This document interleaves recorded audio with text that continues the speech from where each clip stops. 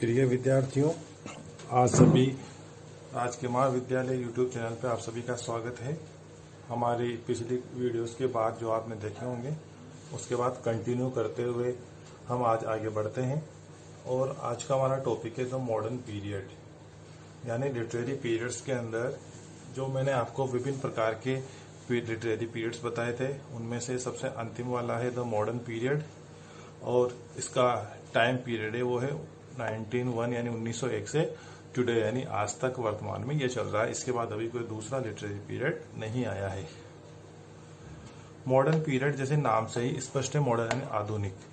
यह आधुनिक समाज की परिस्थितियों को प्रतिबिंबित करता है जो परिस्थितियां वर्तमान में चल रही हैं। वर्तमान साहित्य के ऊपर जो प्रमुख प्रभाव देखने को मिलते हैं वो कुछ विशेष घटनाएं हैं, जिसमें से सबसे प्रमुख जो दो घटनाएं वो है प्रथम विश्व युद्ध और द्वितीय विश्व युद्ध, first world war and second world war. इन दोनों का हमारे समाज के ऊपर जबरदस्त प्रभाव पड़ा है और साहित्य में भी इनका प्रभाव देखने को मिलता है। तो ये अभी कंटिन्यू चल रहा है, अभी खत्म नहीं हुआ है। इस लिटरेरी पीरियड्स को हम दो भागों में बांट सकते हैं। दो भागों में बांटने के बजाय हमको कहना चाहिए कि इसके कुछ उपभाग भी हैं, सब पार्ट्स भी हैं, जिसमें से पहला है द एडवर्डियन एज 1901 से 1910 तक। तो एडवर्डियन एज है वो 1901 से 1910 तक चला। नाम से पता लग रहा है कि इस समय इंग्लैंड का राजा किंग एडवर्ड हुआ करता था, उसके नाम पर एडवर्डियन एज का है। इसी का एक और सब पार्ट है जिसको हम जॉर्जियन एज के नाम से जानते हैं। 1910 से 1936 तक चला ये लगभग 26 वर्षों तक चला है। और जॉर्ज नाम का कोई एक राजा नहीं था, बल्कि एक पूरी सीरीज थी।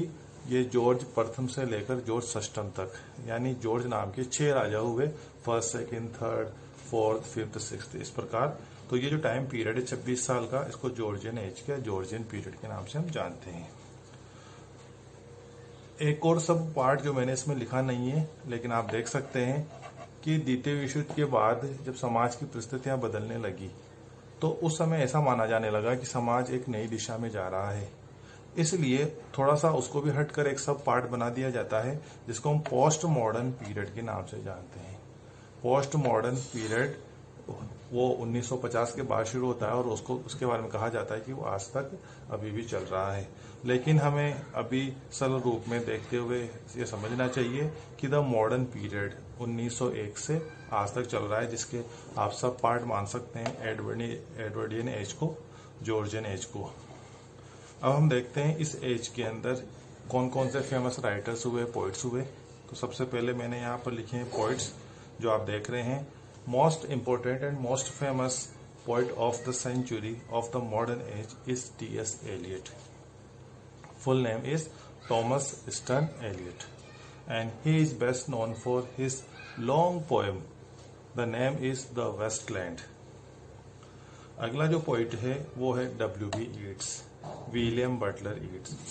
विलियम बटलर ईट्स आयरिश है, आयरलैंड से आते हैं। W.H. ऑर्डन यानी ह्यूस्टन हग ऑर्डन। इसके अलावा डायलन टॉमस और रॉबर्ट ब्रूक, ये कुछ फेमस पोइट है। रॉबर्ट ब्रूक के बारे में थोड़ा सा बताना पड़ेगा कि 1930 के आसपास जो प्रथम विश्व युद्ध की विभीषिका झेल चुके थे, ऐसे कुछ पोइट्स थे जो पहले आर्मी में भी अपनी सेवा दे चुके थे और बाद में पोइट्री भी लिखते थे। तो उनमें से रॉबर्ट ब्रूक नाम का एक पोइट है। इसने एक नई प्रकार की पोइट्री की शुरुआत की जिसको वॉर पोइट्री के नाम से जाना जाता है। वॉर पोइट्री के अंदर इन्होंने अपने युद्ध संबंधी अनुभव लिखे और उनके दुष्प्रभावों का प्रभाव बताया, दुष्प्रभावों के बारे में इन्होंने बताया। पोइट्री से आगे अब हम दूसरे लिटरेरी फॉर्म पे चलते हैं। तो हम बात करते हैं ड्रामा की। ड्रामा के क्षेत्र में G.B. शो का नाम फिर से आता है।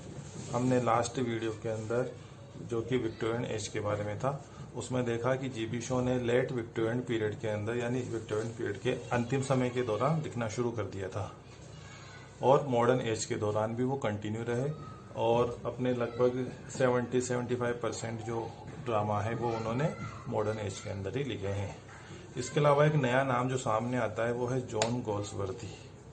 जॉन गोल्सवर्दी एक मल्टी टैलेंटेड राइटर थे। इन्होंने ड्रामा तो लिखे ही सही है, उत्कृष्ट ड्रामा लिखे हैं। इसके अलावा इन्होंने नॉवेल्स भी लिखे हैं। दोनों प्रकार के कार्य इन्होंने किए हैं। इसके अलावा सैमुअल बेकेट और हेरल्ड पिंटर दो दूसरे नाम आते हैं। यद्यपि इनका टाइम पीरियड जीबी शॉ और गोल्सवर्दी से काफी बाद में आता है। इसका मतलब है सैमुअल बेकेट और हेरल्ड पिंटर लगभग 1950s के बाद ही आते हैं। इन्होंने एक नए प्रकार के ड्रामा का डेवलपमेंट किया जिसको हम बोलते हैं एब्सर्ड ड्रामा। एब्सर्ड का मतलब होता है बेतुका, तर्कहीन। एब्सर्ड ड्रामा इन्होंने शुरू किया।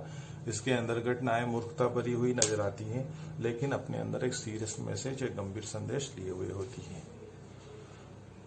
इसके बाद नॉवल की बात करें, नॉवेल्स में ज्यादा काम नहीं हुआ है, लेकिन ग्रैहम ग्रीन जिसका सबसे फेमस नॉवल है the power and the glory. इसके अलावा दूसरे कई स्थानों से भी राइटर्स ने लिखना शुरू किया इंग्लिश में नॉवल राइटिंग के अंदर, जिनमें से R.K. नारायण का नाम है जो कि एक इंडियन है। इनके नॉवेल्स भी काफी सराहना मिली इनको। इसके अलावा किचन सिंक ड्रामा, ये एक ट्रेंड है जो ड्रामा से संबंधित है। 1950 के बाद ही जब समाज के अंदर काफी ज्यादा रोष व्याप्त था, द्वितीय विश्व युद्ध के बाद समाज में काफी बेरोजगारी और गरीबी बढ़ गई, भुखमरी बढ़ गई, तो उस समय का जो युवा था वो काफी हताश और निराश था। तो उसी प्रकार के हताश और निराश युवा में जॉन ऑसबॉर्न जो कि एक ड्रामेटिस्ट है, एक नाटककार है, इनका ये हुए हैं और इन्होंने उन परिस्थितियों का पोस्ट वॉर सिचुएशंस यानी द्वितीय विश्व युद्ध के बाद की जो परिस्थितियां थी उनके ऊपर ड्रामा लिखना शुरू किया। तो एक नए प्रकार का जिसको बोलते हैं kitchen sink drama. Kitchen sink drama का मतलब ये घर के अंदर घरेलू परिस्थितियों का वर्णन करता है, किस प्रकार युद्ध से उत्पन्न परिस्थितियों ने घरेलू जीवन को या सामाजिक जीवन को प्रभावित किया, तो इसके बारे में इन्होंने लिखा है। तो हमको ध्यान रखना चाहिए किचन सिंक ड्रामा का मतलब जॉन ऑसबॉर्न के ड्रामास। तो इस प्रकार मित्रों, स्टूडेंट्स, हमने एक एक करके सभी लिटरेरी पीरियड्स के बारे में जाना और मैं ऐसे आशा करता हूं कि आपने इसको अच्छे से समझा होगा।